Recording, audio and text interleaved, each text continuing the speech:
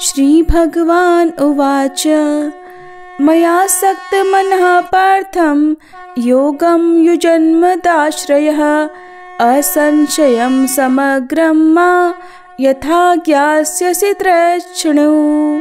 श्रीमद् भगवत गीता के 7वें अध्याय में भगवान श्री कृष्ण अर्जुन से कहते हैं, हे पार्थ, मुझ में आसक्त मन वाले, योग में निरंतर लगे हुए और मुझ पर आश्रित भक्तजन मुझे संपूर्ण रूप से और बिना किसी संदेह के किस प्रकार जानेंगे, ये तुम मुझसे सुनो। हरे कृष्ण। प्रिय श्रोताओं, ये पितृपक्ष का पावन समय है जब हम अपने पूर्वजों को स्मरण कर उनके प्रति श्रद्धा और कृतज्ञता अर्पित करते हैं। शास्त्रों में कहा गया है कि यदि पूरे पितृपक्ष में प्रतिदिन श्रीमद् भगवत गीता के 7वें अध्याय का पाठ या श्रवण किया जाए और उस पुण्य को पितरों को समर्पित कर दिया जाए तो उन्हें मोक्ष की प्राप्ति होती है और उनके लिए सद्गति के द्वार खुल जाते हैं। आज हम सबको ये महान अवसर प्राप्त हुआ है कि हम बड़े ही भाव और श्रद्धा के साथ भगवान श्री कृष्ण का ध्यान करते हुए भगवत गीता के उसी 7वें अध्याय का श्रवण करेंगे जिसे स्वयं भगवान ने कुरुक्षेत्र के रणभूमि में अर्जुन को सुनाया था। केवल इतना ही नहीं, एक बार माता पार्वती ने भी भगवान शिव से यही प्रश्न किया था कि पितरों को मुक्ति किस प्रकार मिल सकती है। तब महादेव जी ने देवी पार्वती जी से गहन रहस्यमय वर्णन करते हुए यही उपदेश दिया था कि भगवत गीता का श्रवण और पाठ पितरों को परम गति प्रदान करता है। तो आइए आज इस दिव्य अवसर पर हम सभी मिलकर भगवान श्री कृष्ण और शिव जी के इन वचनों को स्मरण करते हुए भगवत गीता के 7वें अध्याय का पाठ सुने और अपने अपने पितरों से प्रार्थना करें, हे पूज्य पितरों, आप ही हमारे जीवन की जड़ हैं। आपसे ही यह वंश वृक्ष पल्लवित और पुष्पित हुआ है। हम सभी आपको बार बार नमन करते हैं। यदि जाने अनजाने हमने किसी प्रकार से आपको दुख पहुंचाया हो तो हम अपनी भूल के लिए क्षमा याचना करते हैं। आप हमें सदैव आशीर्वाद दें कि हमारे जीवन में धर्म, सत्य और करुणा का वास हो। ओम पितृभ्य स्वधा नमः। ओम पितृदेवताभ्य नमः। अब सुनिए श्रीमद् भागवत गीता के 7वें अध्याय के सभी श्लोकों का हिंदी अनुवाद। भगवान श्री कृष्ण अर्जुन से कहने लगे, हे पार्थ, अनन्य प्रेम से मुझ में आसक्त चित्त और अनन्य भाव से मेरे परायण होकर योग में लगा हुआ तो जिस प्रकार से संपूर्ण विभूति, बल, ऐश्वर्य आदि गुणों से युक्त सबके आत्मरूप मुझको संशय रहित जानेगा, उसको सुन। मैं तेरे लिए इस विज्ञान सहित तत्व ज्ञान को संपूर्णतया कहूँगा, जिसको जानकर संसार में फिर और कुछ भी जानने योग्य शेष नहीं रह जाता। हजारों मनुष्यों में से कोई एक मेरी प्राप्ति के लिए यत्न करता है और उन यत्न करने वाले योगियों में भी कोई एक मेरे परायण होकर मुझको तत्व से अर्थात यथार्थ रूप से जानता है। पृथ्वी, जल, अग्नि, वायु, आकाश, मन, बुद्धि और अहंकार भी इस प्रकार से ये 8 प्रकार से विभाजित मेरी प्रकृति है। ये 8 प्रकार के भेदों वाली तो अपरा अर्थात मेरी जड़ प्रकृति है और हे महाबाहो, इससे दूसरी को जिससे यह संपूर्ण जगत धारण किया जाता है, मेरी जीव रूपा परा अर्थात चेतन प्रकृति जान। हे अर्जुन, तू ऐसा समझ कि संपूर्ण भूत इन दोनों प्रकृतियों से ही उत्पन्न होने वाले हैं और मैं संपूर्ण जगत का प्रभव तथा प्रलय हूँ, अर्थात संपूर्ण जगत का मूल कारण हूँ। हे धनंजय, मुझसे भिन्न दूसरा कोई भी परम कारण नहीं है। ये संपूर्ण जगत सूत्र में सूत्र के मणियों के समान मुझ में गुथा हुआ है। हे अर्जुन, मैं जल में रस हूँ, चंद्रमा और सूर्य में प्रकाश हूँ, संपूर्ण वेदों में ओंकार हूँ, आकाश में शब्द और पुरुषों में पुरुषत्व हूँ। मैं पृथ्वी में पवित्र गंध और अग्नि में तेज हूँ और संपूर्ण भूतों में उनका जीवन हूँ और तपस्वियों में तप हूँ। हे अर्जुन, तू संपूर्ण भूतों का सनातन बीज मुझको ही जान। मैं बुद्धिमानों की बुद्धि और तेजस्वियों का तेज हूँ। हे भरत श्रेष्ठ, मैं बलवानों का आसक्ति और कामनाओं से रहित बल अर्थात सामर्थ्य हूँ और सब भूतों में धर्म के अनुकूल अर्थात शास्त्र के अनुकूल काम हूँ। और भी जो सत्वगुण से उत्पन्न होने वाले भाव हैं और जो रजोगुण से होने वाले भाव हैं, उन सब को तो मुझसे ही होने वाले हैं ऐसा जान, परंतु वास्तव में उनमें मैं और वे मुझ में नहीं हैं। गुणों के कार्य रूप सात्विक, राजस और तामस, इन तीनों प्रकार के भावों से ये सारा संसार प्राणी समुदाय मोहित हो रहा है। इसलिए इन तीनों गुणों से परे मुझ अविनाशी को नहीं जानता, क्योंकि ये अलौकिक अर्थात अति अद्भुत त्रिगुणमयी मेरी माया बड़ी दुस्तर है। परंतु जो पुरुष केवल मुझको ही निरंतर भजते हैं, वे इस माया को उल्लंघन कर जाते हैं अर्थात संसार से तर जाते हैं। माया द्वारा जिनका ज्ञान हरा जा चुका है, ऐसे आसुर स्वभाव को धारण किए हुए मनुष्यों में नीच दूषित कर्म करने वाले मूढ़ लोग मुझको नहीं भजते। हे भरतवंशियों में श्रेष्ठ अर्जुन, उत्तम कर्म करने वाले अर्थार्थी अर्थात सांसारिक पदार्थों के लिए भजने वाला, आर्त अर्थात संकट निवारण के लिए भजने वाला, जिज्ञासु अर्थात मेरे को यथार्थ रूप से जानने की इच्छा से भजने वाला, और ज्ञानी, ऐसे 4 प्रकार के भक्तजन मुझको भजते हैं। उनमें नित्य मुझ में एकाकी भाव से स्थित अनन्य प्रेम भक्ति वाला ज्ञानी भक्त अति उत्तम है, क्योंकि मुझको तत्व से जानने वाले ज्ञानी को मैं अत्यंत प्रिय हूँ और वह ज्ञानी मुझे अत्यंत प्रिय है। ये सभी उदार हैं, परंतु ज्ञानी तो साक्षात मेरा स्वरूप ही है, ऐसा मेरा मत है। क्योंकि वह मदमत मन बुद्धि वाला ज्ञानी भक्त अति उत्तम गति स्वरूप मुझ में ही अच्छी प्रकार स्थित है। बहुत जन्मों के अंत के जन्म में तत्व ज्ञान को प्राप्त पुरुष सब कुछ वासुदेव ही है, इस प्रकार मुझको भजता है, वह महात्मा अत्यंत दुर्लभ है। उन भोगों की कामना द्वारा जिनका ज्ञान हरा जा चुका है, वे लोग अपने स्वभाव से प्रेरित होकर उस नियम को धारण करके अन्य देवताओं को भजते अर्थात पूजते हैं।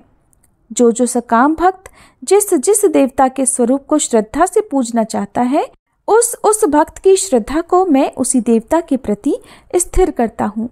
वह पुरुष उस श्रद्धा से युक्त होकर उस देवता का पूजन करता है और उस देवता से मेरे द्वारा ही विधान किए हुए उन इच्छित भोगों को निस्संदेह प्राप्त करता है। परंतु उन अल्प बुद्धि वालों को वह फल नाशवान है और वे देवताओं को पूजने वाले देवताओं को प्राप्त होते हैं, और मेरे भक्त चाहे जैसे ही भजे, अंत में वे मुझको ही प्राप्त होते हैं। आप जानिए कि भगवत गीता के 7वें अध्याय में भगवान के प्रभाव और स्वरूप को न जानने वालों की निंदा और जानने वालों की महिमा का वर्णन किस प्रकार किया गया है। भगवान श्री कृष्ण कहते हैं, बुद्धिमान पुरुष मेरे अनुत्तम अविनाशी परम भाव को न जानते हुए मन इंद्रियों से परे मुझ सच्चिदानंद घन परमात्मा को मनुष्य की तरह जन्म कर व्यक्ति भाव को प्राप्त हुआ मानते हैं। अपनी योग माया से छिपा हुआ मैं सबके सामने प्रत्यक्ष नहीं होता, इसलिए यह अज्ञानी जन समुदाय मुझ जन्म रहित अविनाशी परमेश्वर को नहीं जानता, अर्थात मुझको जन्मने मरने वाला समझता है। हे अर्जुन, पूर्व में व्यतीत हुए और वर्तमान में स्थित तथा आगे होने वाले सब भूतों को मैं जानता हूँ, परंतु मुझको कोई भी श्रद्धा भक्ति रहित पुरुष नहीं जान सकता। हे भरतवंशी अर्जुन, संसार में इच्छा और द्वेष से उत्पन्न सुख दुख आदि द्वंद्व रूप मोह से संपूर्ण प्राणी अत्यंत अज्ञता को प्राप्त हो रहे हैं, परंतु निष्काम भाव से श्रेष्ठ कर्मों का आचरण करने वाले जिन पुरुषों का पाप नष्ट हो गया है, वे राग द्वेष जनित द्वंद्व रूप मोह से मुक्त दृढ़ निश्चयी भक्त मुझको सब प्रकार से भजते हैं। जो मेरे शरण होकर जरा और मरण से छूटने के लिए यत्न करते हैं, वे पुरुष उस ब्रह्म को, संपूर्ण आध्यात्म को, संपूर्ण कर्म को जानते हैं। जो पुरुष अधिभूत और अधिदेव सहित तथा अधियज्ञ सहित अर्थात सबका आत्मरूप मुझे अंतकाल में भी जानते हैं। वे युक्त चित्त वाले पुरुष मुझे जानते हैं, अर्थात मुझ में लीन हो जाते हैं, मुझे प्राप्त हो जाते हैं। प्रिय श्रोताओ, इस प्रकार भगवत गीता के 7वें अध्याय का पाठ समाप्त हुआ। अब हम सभी भगवान शिव और देवी पार्वती के मध्य हुए पितरों के दिव्य संवाद की कथा भी सुनेंगे। भगवान शिव देवी पार्वती जी से कहते हैं, हे पार्वती, अब मैं तुम्हें श्रीमद् भगवत गीता के 7वें अध्याय की महिमा सुनाऊंगा, जिसे सुनकर ऐसा लगता है कि कान दिव्य अमृत से भर गए हों। पाटलिपुत्र एक बड़े नगर का नाम है, जिसके कई विशाल द्वार हैं। उसी नगर में शंकुकर्ण नाम का एक ब्राह्मण रहता था। उसने व्यापारी का व्यवसाय अपना लिया था और बहुत सारी धन संपदा अर्जित कर ली थी, परंतु उसने कभी किसी प्रकार का धार्मिक कार्य नहीं किया था, न ही अपने पूर्वजों के निमित्त आवश्यक कर्म कांड किए थे। इस प्रकार वह बहुत धनवान हो गया था, इतना धनवान कि बड़े से बड़े राजा भी उसके घर आकर भोजन किया करते। शंकुकर्ण अत्यंत कंजूस भी था और उसने अपना धन भूमि में दबाकर छिपा रखा था। एक बार वह ब्राह्मण जब अपने बच्चों और अन्य संबंधियों के साथ अपने चौथे विवाह के उद्देश्य से जा रहा था, तो वे रात्रि विश्राम के लिए एक स्थान पर रुके, और जब वह सो रहा था तो एक सर्प ने आकर उसे डस लिया। जब उसके पुत्रों और संबंधियों को पता लगा कि उसे सर्प ने डस लिया है, तो उन्होंने वैद्यों और मंत्र जापकों को बुलाया, परंतु कोई भी शंकुकर्ण की सहायता नहीं कर सका और शीघ्र ही उसकी मृत्यु हो गई। इसके बाद उसे एक प्रेत सर्प का शरीर धारण करना पड़ा। वह केवल अपने धन के विषय में ही सोचता रहता था, जो उसके घर के पास ही गड़ा हुआ था। उसने अपने परिवार को भी अपने छिपे हुए धन के बारे में कभी नहीं बताया था। प्रेत सर्प के रूप में भी वह उसी स्थान पर निवास करता था जहां उसका धन गड़ा हुआ था, ताकि कोई और उस धन को न ले जा सके। कुछ समय बाद वह प्रेत सर्प के जाल में फंसकर थक गया और उसने अपने पुत्रों को स्वप्न में दर्शन देकर सहायता करने का अनुरोध किया। अगली सुबह जब उसके आलसी बेटे जागे, तो उन्होंने एक दूसरे को अपने देखे स्वप्न के विषय में बताया। उसके एक बेटे ने हाथ में एक बड़ा सा खुदाई करने का औजार लिया और उस जगह पर गया जहां उसके पिता ने बताया था कि वह रहता है। वहां पहुंचकर उसे एहसास हुआ कि उसे तो ठीक ठीक पता ही नहीं था कि धन आखिर कहाँ गड़ा है। वह बेटा बहुत लालची था, तो उसने बहुत देर तक उस छुपे हुए धन को ढूंढने का प्रयास किया। आखिरकार उसे सांप का एक बिल दिखाई दिया, जिसे उसने तुरंत खोदना शुरू कर दिया, और थोड़ी ही देर में एक बहुत बड़ा और भयानक सर्प उस बिल से बाहर निकला और बोला, अरे मूर्ख, तुम कौन हो? यहाँ क्यों आए हो? तुम्हें किसने भेजा है और तुम इस जगह खुदाई क्यों कर रहे हो? मेरे प्रश्नों का तुरंत उत्तर दो। उस पुत्र ने उत्तर दिया, मैं आपका पुत्र हूँ और मेरा नाम सुनग है।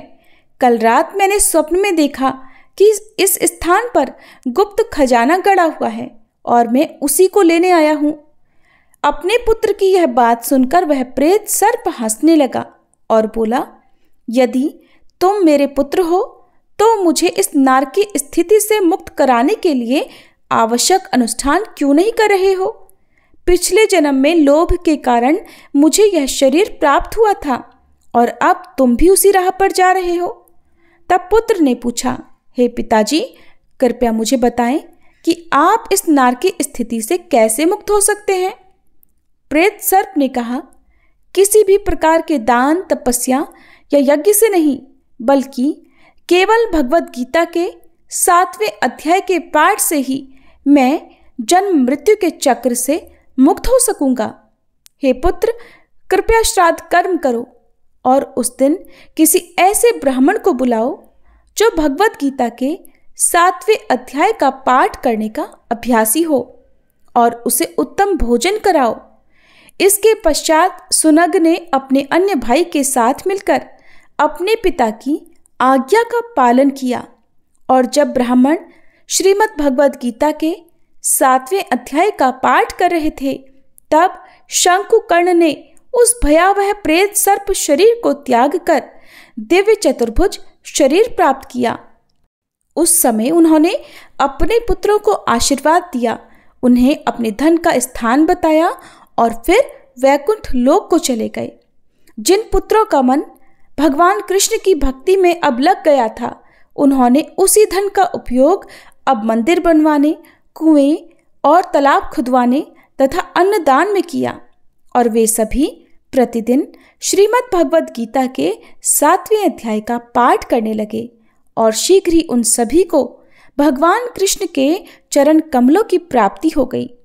भगवान शिव देवी पार्वती जी से कहते हैं, हे देवी, इस प्रकार मैंने तुम्हें श्रीमद् भगवद गीता के 7वें अध्याय की अद्भुत महिमा सुनाई है।